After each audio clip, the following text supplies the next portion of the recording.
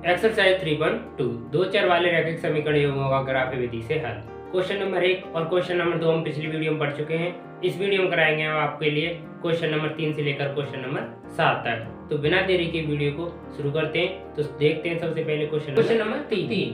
अनुपातों a1/a2, b1/b2 और c1/c2 की तुलना कर ज्ञात कीजिए कि निम्न रैखिक समीकरण युग्म संगत है या असंगत। हमें यहाँ पर कुछ क्वेश्चंस दिए हुए हैं, खंड दिए हुए हैं।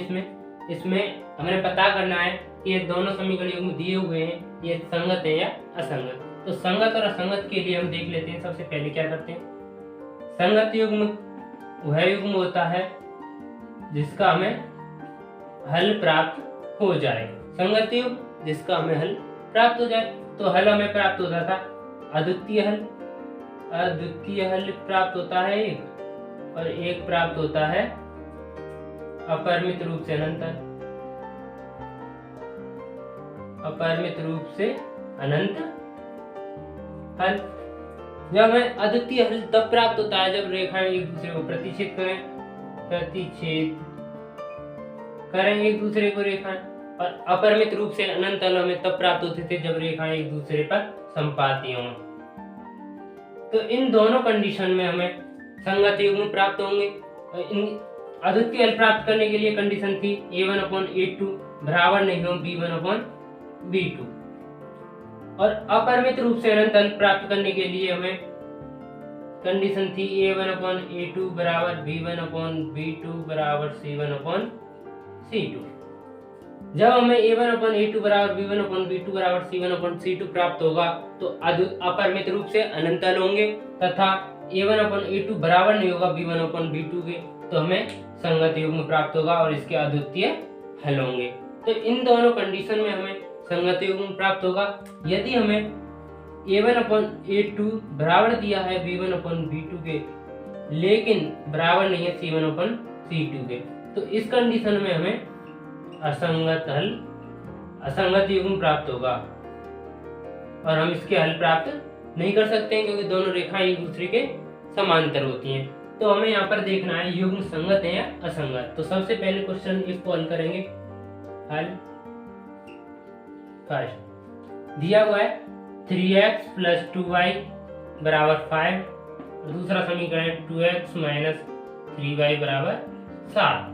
हमें c की वैल्यू ज्ञात करनी है, तो 5 को लाएंगे इधर, 3x + 2y - 5, इधर +5 था तो इधर आएगा तो -5 बराबर 0, और यहाँ से 2x -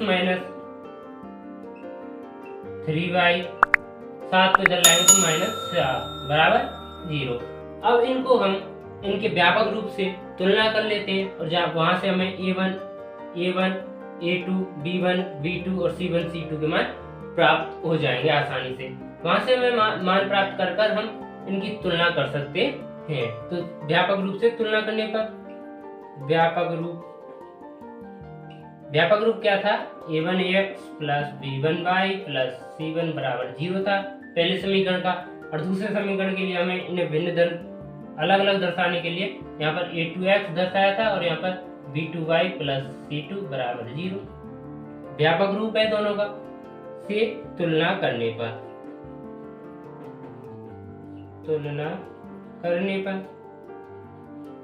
यहाँ पर इनसे हम तुलना करेंगे तो a1 का मान हमें यहाँ से प्राप्त होता है 3, a1 बराबर 3, तथा b1 का मान प्राप्त होता है 2, और c1 का मान -5।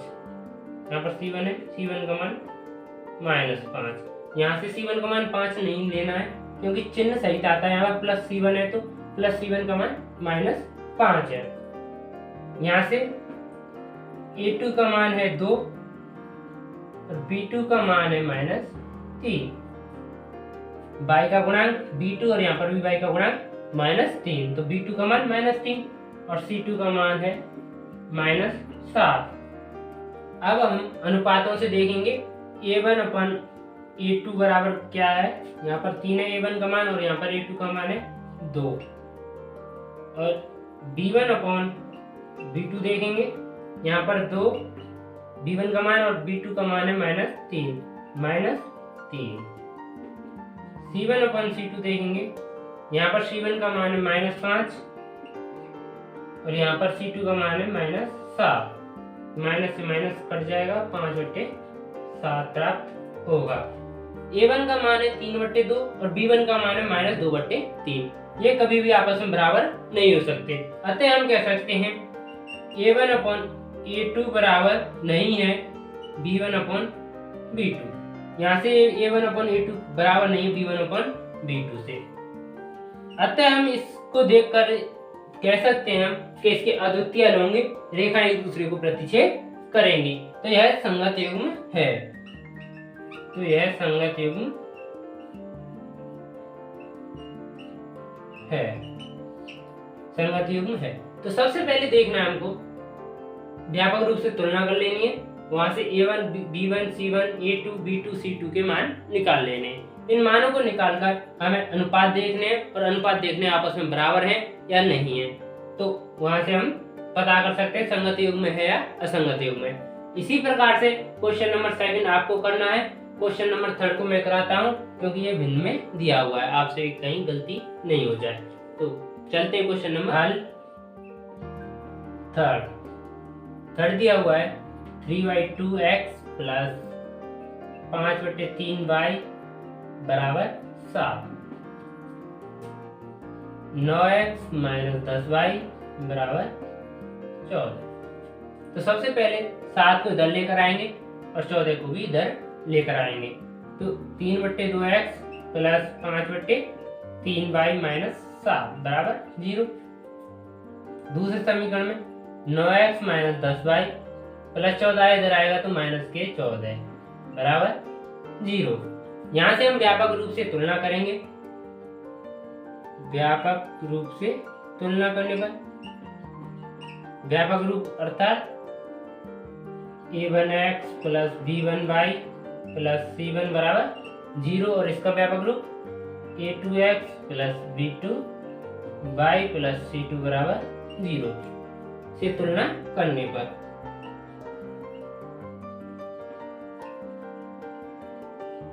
तुलना करेंगे तो यहाँ से हम A1 का मान प्राप्त होगा। यहाँ पर A1 x का गुणांक है, इसमें देखेंगे x का गुणांक है 3/2, तो हमें A1 की वैल्यू प्राप्त होगी 3/2।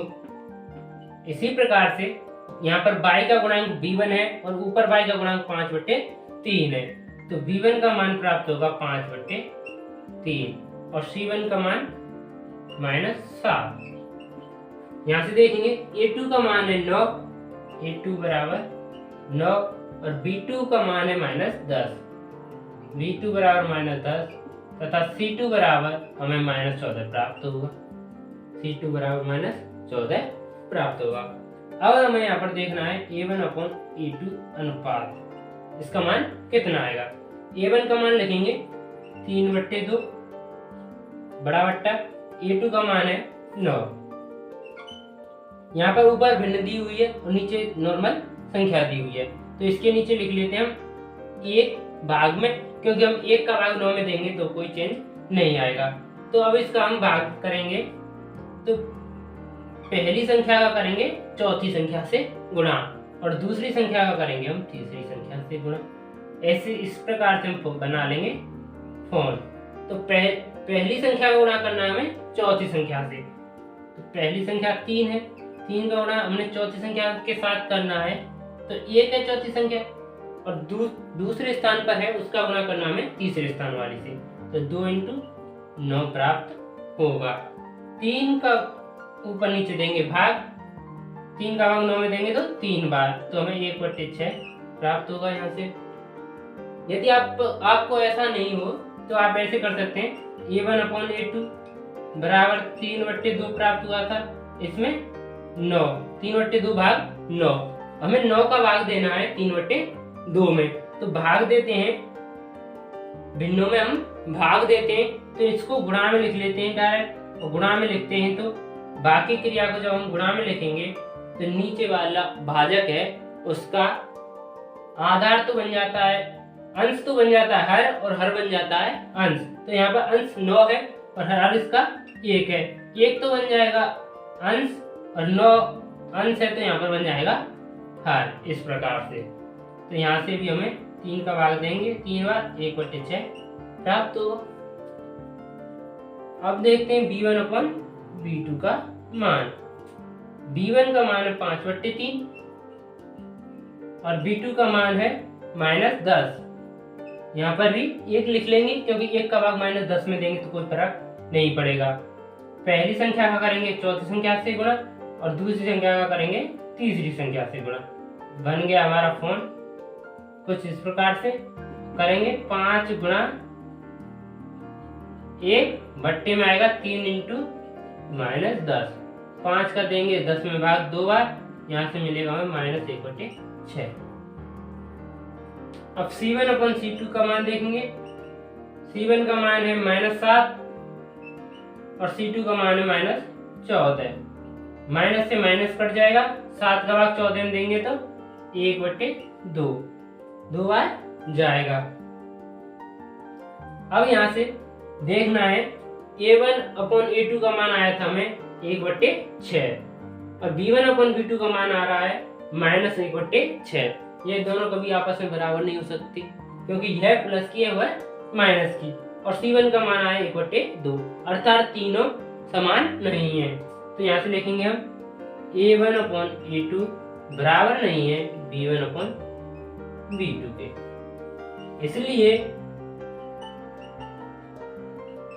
इसलिए संगत समीकरण युग्म होगा। संगत समीकरण युग्म होगा। मैंने आपको पहले बता दिया कि A1/A2 is not equal to B1/B2 आएगा तो संगत युग्म होगा, और A1/A2 बराबर B1/B2 is not equal to C1/C2 आएगा तो असंगत युग्म होगा। तो हमें यहाँ से संगत युग्म प्राप्त होगा। अब चलते हैं क्वेश्चन नंबर 4 को। तुम आप कर लेना, 4 को आप कर सकते हो। सेम इसी तरह से 5 को मैं और कराता हूँ। Question number 5। Question 5 4/3x + 2y = 8। दूसरा समीकरण दिया हुआ है 2x + 3y = 12। तो हमें c के मान ज्ञात करने के लिए 8 और 12 को लाना होगा लेफ्ट हैंड साइड। तो लेफ्ट हैंड साइड लेकर आएंगे 4/3x + 2y, इधर प्लस का 8 है, इधर आएगा तो -8 बराबर 0। और इस समीकरण में 2x + 3y + 12 है, इधर आएगा तो -12 बराबर 0। यहाँ से व्यापक रूप से तुलना करेंगे। सेम व्यापक रूप से तुलना करने पर आपको व्यापक रूप पता ही है। तुलना करने पर A1 का मान प्राप्त होगा। A1 बराबर 4/3x, A1 बराबर 4/3, B1 बराबर 2 और C1 बराबर -8। यहाँ से A2 बराबर 2, B2 बराबर 3 और C2 बराबर -12 प्राप्त होगा। अब इनके करेंगे अनुपात। अनुपात देखेंगे A1 अपन अनुपात A2 बराबर A1 का मान 4/3, इसमें भाग देना है A2 का 2 के नीचे लिखेंगे हम 1। अब बनाएंगे फोन। 1 को लेकर जाएंगे 4 के पास, 3 को लेकर आएंगे 2 के पास। तो 4 गुणा 1/3 इंटू 2 का भाग ऊपर नीचे देंगे। 2 बार जाएगा 4 में और 2 में जाएगा 1 बार। 2 का गुणा 1 से करेंगे 2 और नीचे भाग 3। B1/B2 देखेंगे कितना आएगा। B1 का मान है 2 और B2 का मान दिया हुआ है 3। और C1/C2 देखेंगे। C1 का मान दिया हुआ है -8 और C2 का मान दिया होगा -12। माइनस से माइनस कट जाएगा, 4 का भाग जा रहा है ऊपर नीचे तो ऊपर देंगे 4 का भाग 2 बार और नीचे 4 का भाग 3 बार, 2/3। A1/A2 का मान 2/3 आ रहा है, B1/B2 का मान भी 2/3 आ रहा है और C1/C2 का मान भी 2/3 आ रहा है। अतः हम कह सकते हैं A1/A2 बराबर है B1/B2 के बराबर है C1/C2। यहाँ से A1 अपॉन A2 बराबर है B1 अपॉन B2 बराबर है C1 अपॉन C2। इसको देखकर हम कह सकते हैं इसका अपरिमित रूप से अनंत हल होंगे तथा रेखाएं संपाती होंगी, अतः हमारा संगत युग्म होगा। अतः समीकरण युग्म संगत होंगे क्योंकि हम इसका हल ज्ञात कर सकते हैं। यह संपाती रेखाएं प्राप्त होंगी और इसके अनंत हल होंगे, तो यह संगत युग्म होगा। अब चलते हैं क्वेश्चन नंबर 4 को देखो। क्वेश्चन नंबर 4 कहता है निम्नलिखित समीकरणों के युग्मों में से कौन से युग्म संगत है या असंगत है। यदि संगत है तो ग्राह्य विधि से हल ज्ञात कीजिए। हमें समीकरण युग्म दिए हुए हैं, हमें पता करना है कि कौन सा समीकरण युग्म संगत है और कौन सा असंगत है। यदि संगत है तो ग्राह्य विधि से हल करना है। तो पहले को देखते हैं हल।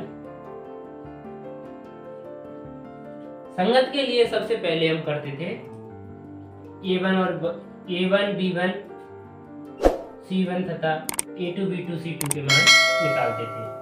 2x + 2y बराबर 10। तो C1 का मान प्राप्त करने के लिए 5 को इधर लाना होगा, तो x + y - 5 बराबर 0 और यहाँ से 2x + 2y - 10 बराबर 0। इधर प्लस का 10 था, इधर आएगा तो -10। व्यापक रूप से तुलना करेंगे। व्यापक रूप A1x + B1y + C1 बराबर 0 है और इसका व्यापक रूप A2x + B2y + C2 बराबर 0 से कर लेंगे तुलना। तुलना करने पर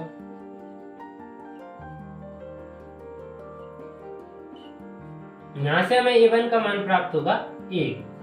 A1 बराबर 1।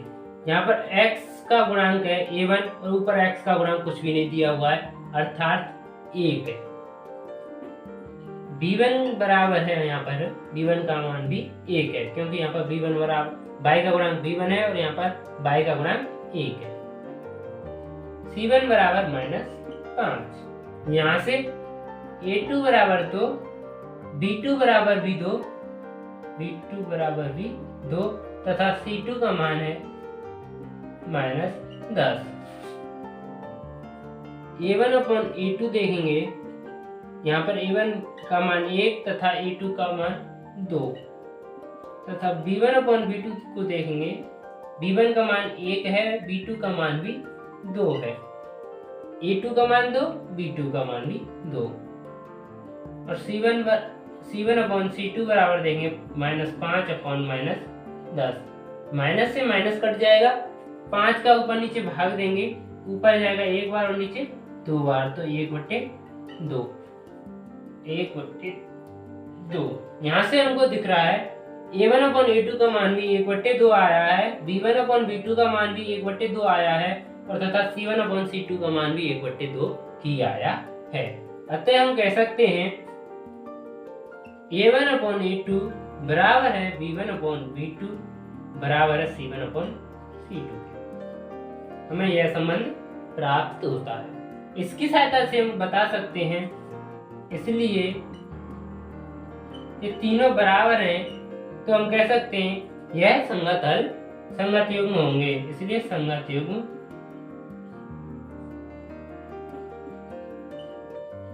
है। प्रश्न में कहा गया है कि यदि संगत युग्म प्राप्त हो तो उसे ग्राफीय विधि से हल कीजिए। तो ग्राफीय विधि से हल करने के लिए हमें समीकरण 1 और समीकरण 2 दोनों में x और y के कम से कम 2 हल प्राप्त चाहिए। तो यहाँ पर हल प्राप्त करते हैं, x और y के 2 हल। पहला समीकरण है x + y बराबर 5। यहाँ पर x बराबर 0 रखूं, x बराबर 0 रखने पर हमें y का मान प्राप्त होता है 5, क्योंकि x के स्थान पर 0 रख देंगे तो पश्चांतरण करेंगे तो y का मान 5 प्राप्त होगा। यदि x बराबर हम 2 रख लें, 2 रखने पर तो y का मान प्राप्त होता है हमें 5 माइनस 2, क्योंकि 2 इधर आएगा, इसको पक्षांतर करेंगे तो -2 y बराबर 3। x बराबर 2 रखा था तो y का मान हमें 3 प्राप्त होगा, और x बराबर 0 रखने पर y का मान हमें 5 प्राप्त हुआ। इनसे बना लेंगे हम एक सारणी x और y के मान से, x का मान और y के मान। x बराबर हमने 0 रखा था तो y का मान हमें 5 प्राप्त हुआ था। यदि हमने x बराबर 2 रखा था तो y का मान 3 प्राप्त हुआ था। तो ये हमें पहले समीकरण से एक सारणी प्राप्त हो गई। अब दूसरे समीकरण से देखते हैं। समीकरण सेकंड से 2x + 2y - 10 बराबर 0, तो 2x + 2y बराबर 10, क्योंकि -10 को भेज दिया है इधर। तो यहाँ पर x के स्थान पर x बराबर 2 रख लेता हूँ। 2 रखने पर 2 × x के स्थान पर 2 रखा है, प्लस 2y बराबर 10, 2 का गुणा 2 से करेंगे तो 4, प्लस 2y बराबर 10, 2y बराबर 4 का करेंगे पश्चांतरण तो 10 में से 4 गए तो 6, y का मान हमें 3 प्राप्त होगा। x बराबर 2 रखने पर y का मान हमें 3 प्राप्त होगा, तथा अब रख लेता हूं x बराबर 3 रख लेता हूं। 3 रखने पर x बराबर 3 रखेंगे, यहाँ पर 2 × x के स्थान पर 3 प्लस 2 y बराबर 10, इन दोनों का गुणा करेंगे 6 प्लस 2y बराबर 10, 6 का करेंगे पश्चांतरण तो इधर प्लस का 6 है, इधर जाएगा तो माइनस का 6 हो जाएगा। 10 - 6, 2y का मान हमें प्राप्त होगा 4 और y का मान प्राप्त होगा 2, y बराबर 2 और x बराबर 3। इनसे बनाएंगे हम अभी सारणी x और y। x के स्थान पर हम 2 रखेंगे तो y का मान हमें 3 प्राप्त होगा, और x के स्थान पर 3 रखने पर y का मान हमें 2 प्राप्त हुआ है। इन दोनों सारणियों की सहायता से हमें बनाना है एक ग्राफ। तो मैं बोर्ड पर ही ग्राफ बनाकर दिखाता हूँ आपके लिए।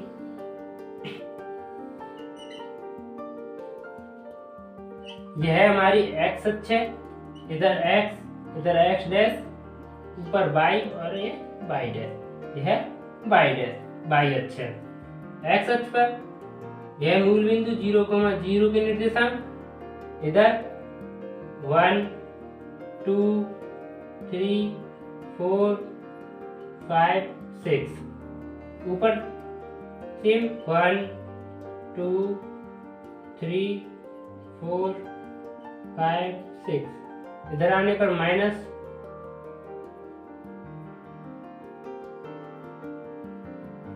नीचे भी माइनस, क्योंकि y के मान माइनस में नहीं है तो माइनस लिखने की कोई आवश्यकता नहीं है, हम इतना ही लिख लेते हैं। x का मान 0 है, x बराबर 0, तो y का मान 5, y अक्ष पर जाएंगे तो हमें x अक्ष पर तो जाना ही नहीं है, y अक्ष पर रहना है, और y पर 5 जाना है, तो हमें यह बिंदु प्राप्त होता है। उसके बाद x बराबर 2 पर x बराबर 2 और y बराबर 3, x अक्ष पर हम चलेंगे 2, यहाँ पर पहुंच गए, इसके बाद y पर जाना है हमें 3 इकाई, तो हमें यहाँ पर यह बिंदु मिलेगा, इसको हम डॉट से दर्शा देंगे और यहाँ पे लिख देंगे 2,3। इन दोनों बिंदुओं को आपस में स्केल की सहायता से मिला देंगे। यह तो मिल रहा ही नहीं, कुछ इस प्रकार से हम इन दोनों बिंदुओं को मिला देंगे। अब एक समीकरण से हमें एक रेखा प्राप्त हो गई, अब दूसरे समीकरण की सहायता से हमें एक रेखा प्राप्त करनी है। तो दूसरे समीकरण से रेखा प्राप्त करने के लिए हमें बिंदु लिखने होंगे। तो x बराबर 2 है, x बराबर 2, तो y का मान हमें 3 प्राप्त होता है, तो x अक्ष पर हम 2 चलेंगे, 2 इकाई यहाँ पर आगे, उसके बाद 3 इकाई y अक्ष पर चलना है अर्थात ऊपर, तो हमें यही बिंदु प्राप्त होगा। और दूसरा बिंदु प्राप्त करने के लिए x बराबर 3 यहाँ पर और y का मान है 2, ऊपर 2 हमें यहाँ प्राप्त होगा 3,2। इन दोनों बिंदुओं को मिलाएंगे तो हमें एक रेखा प्राप्त होगी। यह रेखा हमें 2.2,3 पर प्रतिच्छेद करेगी। यह रेखा 2.3 पर प्रतिच्छेद करेगी और प्रतिच्छेद बिंदु ही दोनों समीकरणों का मान होगा। अतः हम यहाँ से कह सकते हैं x बराबर मान है 2 तथा y का मान है 3। x बराबर 2 तथा y बराबर 3 प्राप्त होता है। आपको ग्राफ में दिख रहा होगा, ऐसा ग्राफ प्राप्त होगा। यह तो मैंने बोर्ड पर वैसे ही करा दिया।